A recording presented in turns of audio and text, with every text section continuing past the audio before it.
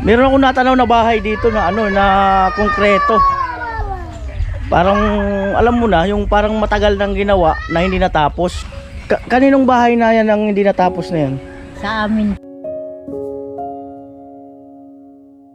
po, hindi naman po namin natapos na wala naman po kami pira.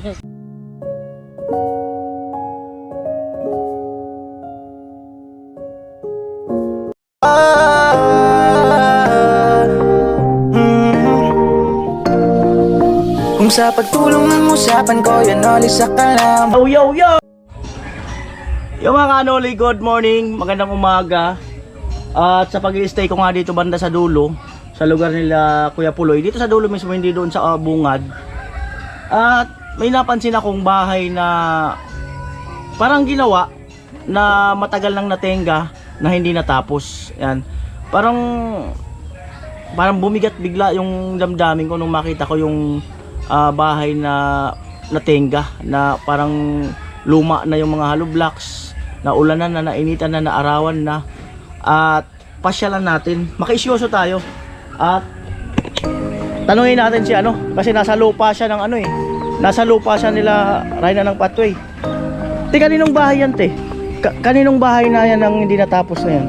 Sa amin po, hindi naman po namin natapos na wala naman po kami pira.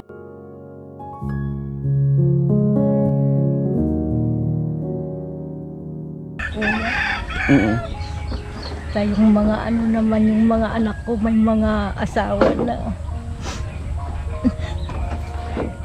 Kaya ang tagal-tagal na po yan, mga ilang taon na, mag 8 taon na po. 8 taon na yun ang pinagawa, tapos hindi natapos. Opo. Parang regalo yan sa inyo ng anak nyo, para sa inyo talaga ni Chip. Kami, ito kaya nasa amin yung anak niya, si Matias. Kaya pinagawa niya yan para may bahay daw kami. Pag nagbabagyo, may pupuntahan kami. Hindi naman namin natapos na wala naman kaming pira.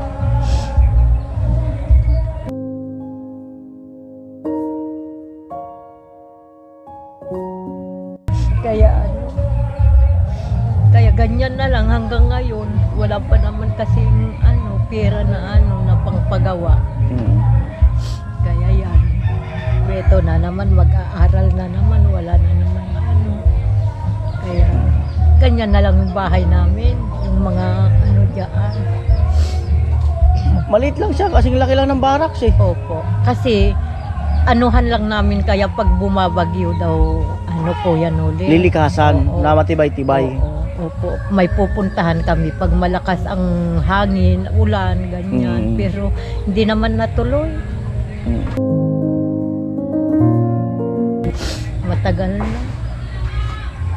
Pasyalan natin, te. Yung pangarap mong yung bahay na hindi natupad.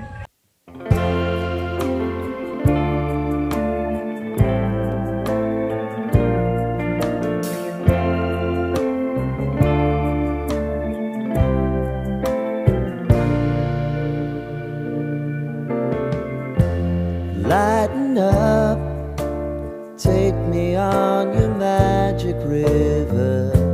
Tell me all your dreams alive. Ay natupad, kaya lang hindi lang natuloy. Ayan. Mga kanuli, puntaan natin yung bahay nila ate. Una ka, te. Kaya ganyan, kaya ang napabayaan na namin. Wala kayong ahas dyan?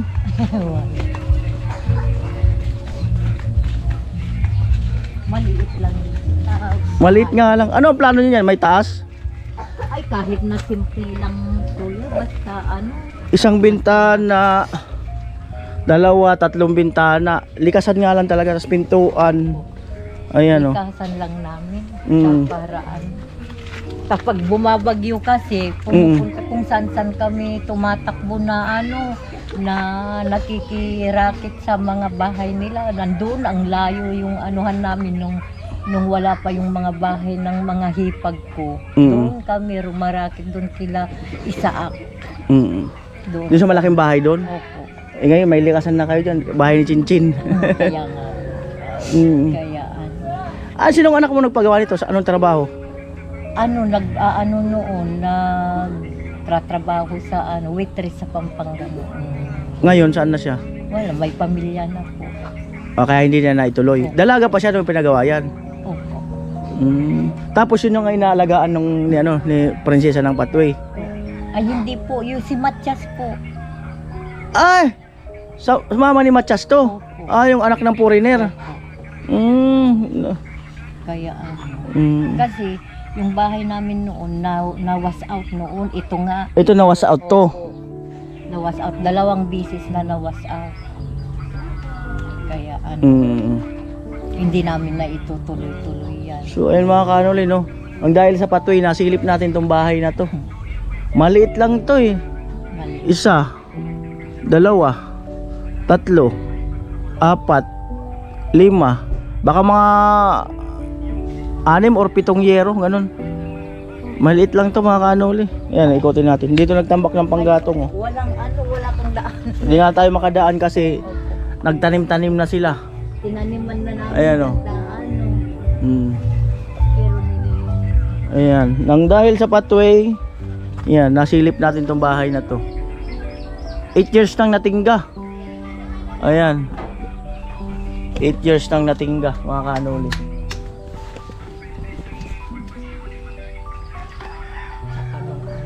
Nung nabitin yung pondo nito, anong naramdaman mo?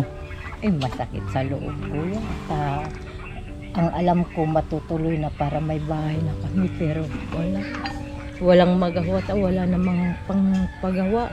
Si Mister, ilan lang naman ang sweldo niya sa barangay, 3,000 lang naman sa isang buwan, kulang pa sa sa financial namin. Yung mga anak ko, mayroon nga akong anak na nagtratrabaho pero may mga naman sila, may mga pamilya na. Hindi na rin sila makakabigay sa amin. Kaya yun. Ang ko na lang yung 2 anak ko na si Jamila na lang at saka si RG. Yun na lang. Tapos nag-antay-antay kayo na mapagawa ito muli, parang nangangarap ba, no? Opo. Na Sana nga may taguyod. matuloy, sabi ko. Matagal na po. Kaya naggawa na lang kami ng bahay namin. Ito ba, higaan namin ni Mister. Ito, Ay, dito kayo higaan yung mister mo? Ito dito sa mga bata, wala pa. O mga teres-teres. Opo. Ay, ito pala higaan nila ni Chip. Gusto namin, mahiwalay din kami sa mga magulang ni Mister. Naggawa kami ng kubo-kubo dito, mas maliit dito. Kami mga wala pang asawa yung mga anak ko noon. Pa. Diba? Masakit ang ko noon dito pero ngayon nasanay na ako, parang ayoko nang umalis dito. Ayan, so ito po pala ang bahay nila Chip.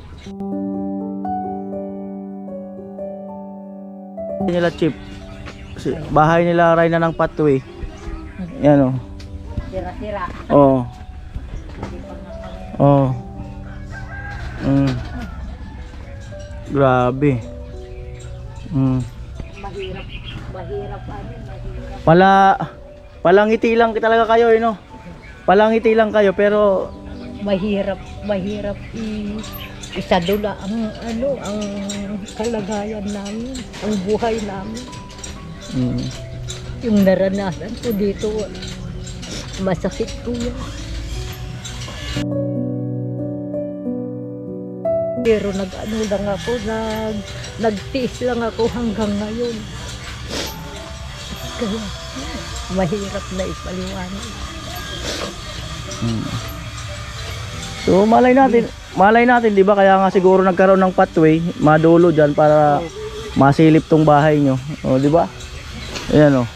Di bali, masaya naman kami magpapamilya. Masaya naman daw sila. O, wala naman kami May daanan naman dito sa likod ah. Oo. Hanggang dyan ang ng lupa namin. Saan? Hanggang dyan. Hanggang doon sa damo na yan. Kaya, Maliit lang talaga itong bahay na ito mga kanuli oh. kasi inano namin na maliit lang para may... Matapos. Opo kuya. Saka may Mga saging pa oh. Ay, saging ba ang hinog oh? Oh. Ayun, may saging doon. Madami doon sa Oh. loob. Kaya mo na. Masarap to, galing sa puno eh. Oh. Pero pag nilinisan namin ito, maluwang po yan. Mm. Kaya maglinis. Kaya. Masarap. Kita mo na ngayon ang bahay namin na. Ala. Hinog na eh. Ay, kutsilyo te. Masarap kasi ano yun. Tayo natin si ate, kukuha daw ng kutsilyo.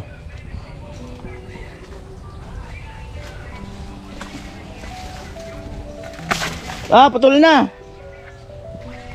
Oh. Putol na. Ah, Jamila, ba't nahihiya ka? Ito yung ano, ito yung saging na sinasabi ko. Nakita ko lang yung bahay niyong pinapagawa. Nahiya ka na eh.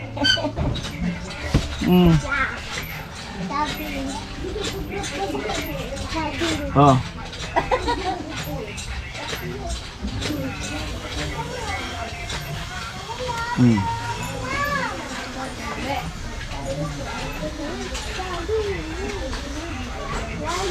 Ito nga dito. Sarap.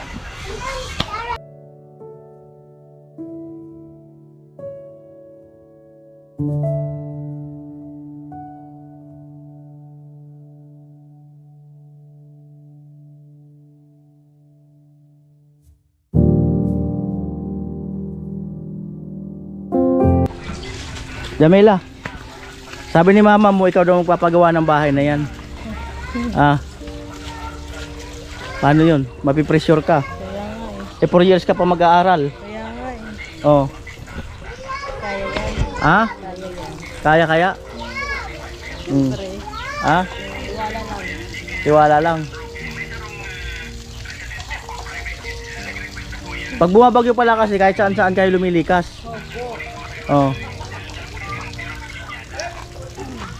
Anong wish mo sa bahay na yan? Mapaayos na siyempre. Tapos, Matapos na.